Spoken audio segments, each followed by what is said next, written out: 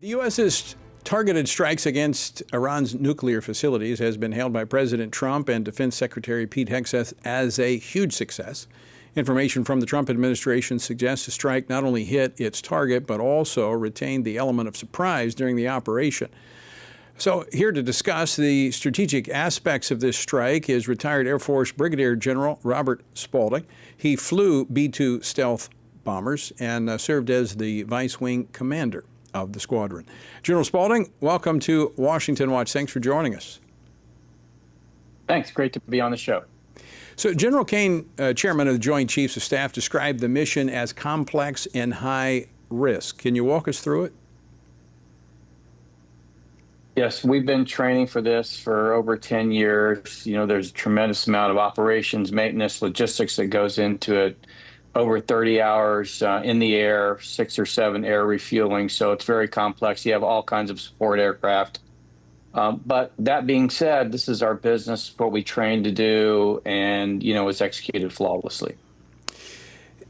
What effect do you believe that, I mean, we're still waiting for the reports in terms of the damage done to the nuclear facilities. The early indications are it was successful. What do you think this will do in terms of setting back the nuclear ambitions of Iran? Well, assuming our intelligence was correct, and I believe it was, the centrifuges at Fordo have been destroyed, which means that even though they have 60% enriched uranium, essentially they can't get to highly enriched uranium that they could use for a nuclear weapon. So I think it's we've stopped them at 60%, which means that, you know, essentially they can't create a bomb. Now the Pentagon says the strike was carried out without any known detection from Iran. Walk us through that process. How you know, you would think they could just take off, but there was a lot of stealth involved in flying these stealth bombers. Well, it's operational security, making sure that you don't tip your hat with any of the things that you're doing at the base to let the adversary know what's going on. There's so much collection now because of smartphones, which, you know, track all your data. So it's really complex and complicated in terms of creating that diversion, but I think they handled it flawlessly. Now, President Trump has characterized the strike as a defensive action. That's garnered some criticism. How great do you think the threat that Iran posed to the U.S., based upon what you know? Oh, it's incredible. You know, they have not only the intent, but soon we're going to have the capability to kill a lot more Americans than they've already killed. You know, we talk about if we strike their nuclear facilities that they may attack us. They've been attacking us. They've been killing Americans. We know this. We have, you know, and they've been doing it either directly or through their proxies. And so it's not something that we have to imagine. If they had a bomb, you know, they have threatened to use it against both Israel and America.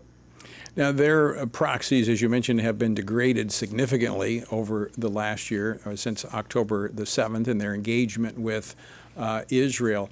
What capacity do we know that Iran still retains to strike back at the U.S.? We saw the short and mid-range missile attack today. What other capacities do they still have? Well, they still have missiles, but as you saw today, they let the Qataris and sounds like us know that they were going to launch a strike. So what they wanted to do was look bold and strong in front of their population, but ultimately they gave pre-warning so that their launches would be ineffective. So, you know, that's pretty much all they have now, and even that is not effective because of Iron Dome and the Patriot batteries that we have, you know, around our facilities in the region. So I think, you know, they're going to be limited in terms of what they can do damage-wise. Now, they could create terrorist attacks here in the United States. That's not an existential threat, but certainly something we should be concerned about. Do you I was just talking with Congressman Pat Harrington about that. You know, we have reports from Homeland Security that over 700 Iranians who were detained at the border were released into the United States during the Biden administration.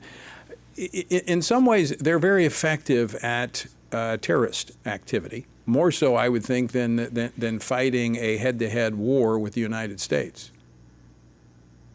Right, and that's what makes nuclear weapons so dangerous in the hands of the Iranians. You know, they've shown a proclivity to use whatever they can to kill Israelis and Americans, and quite frankly, having them have a weapon like that means that it could literally be used at any time. And so I think that was a danger the president was unwilling to allow to continue.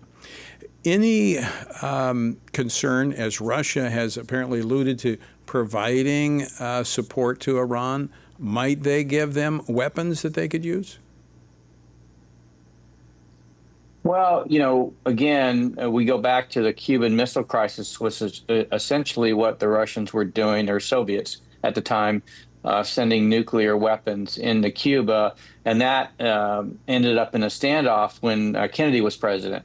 And so I think the Russians know very well that giving nuclear weapons to the Iranians would be tantamount, particularly if they got used, to inviting nuclear war on Russia itself, which it does not want. What other installations of the U.S. Overseas could be at risk? Well, I think any installation can be at risk for a terrorist attack. And, as you know, many Iranians came across our southern border, but there's also Iranians throughout Europe. We have a base in Turkey. We have bases all over the Middle East. So, I think really there's no place on earth right now that we can't let our guard down for Iranian-backed terrorists to try and attack us. General, we just have about 30 seconds left, but ultimately, is it going to require a regime change to remove this threat? I don't think so. The regime, whether it changes or not, I think the important thing here is that we want to take away the capability to do massive harm, and that's what nuclear weapons can do. And I think the president did exactly that. All right, General Spalding, thanks so much for joining us today. I appreciate your insights. Absolutely.